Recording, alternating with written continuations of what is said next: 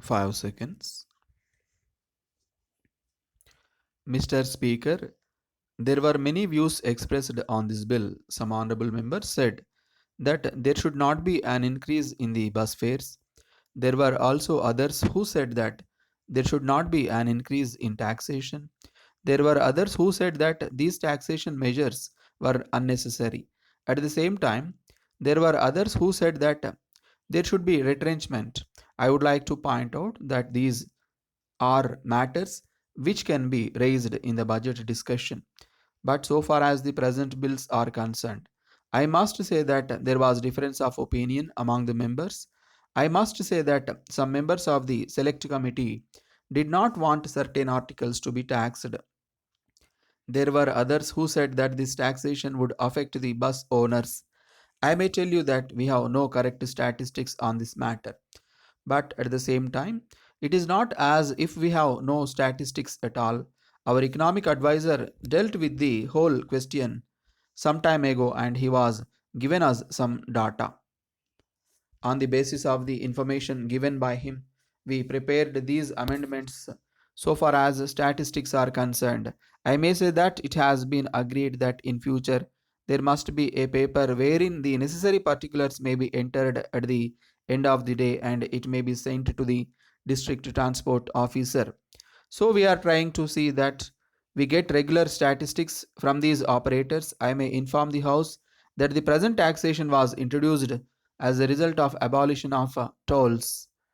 It will be remembered that at that time there was depression all over the world and this tax was imposed on motor vehicles at that time. Many things have happened since then. There were many taxation measures from time to time, and it was necessary for us to examine whether the motor vehicles in this state could bear more taxation. There was no change in taxation for a long time. Now we think that it is necessary to increase the tax, and we are doing it. There is a feeling in some quarters that it will affect the bus owners very much. I may assure the House that if the operators make out a case that it will affect them very much, I will be only ready for a reduction in tax. In the same way, if they make out a case that the fare they are going to change is not sufficient to meet the maintenance charges, we may have to raise the tax further. All these matters can be examined in due course. At the same time, we want the public transport to provide all facilities to our rural people. An honorable member raised the question of national wastage of buses. I would like to say that I have consulted the Transport Advisory Council as to how we can prevent this. If the vehicles are idle, it is a great loss to the nation as a whole. So it is necessary to see that there is no wastage of motor vehicles. We do not want vehicles to be idle. In many districts, there are people with permits but without vehicles.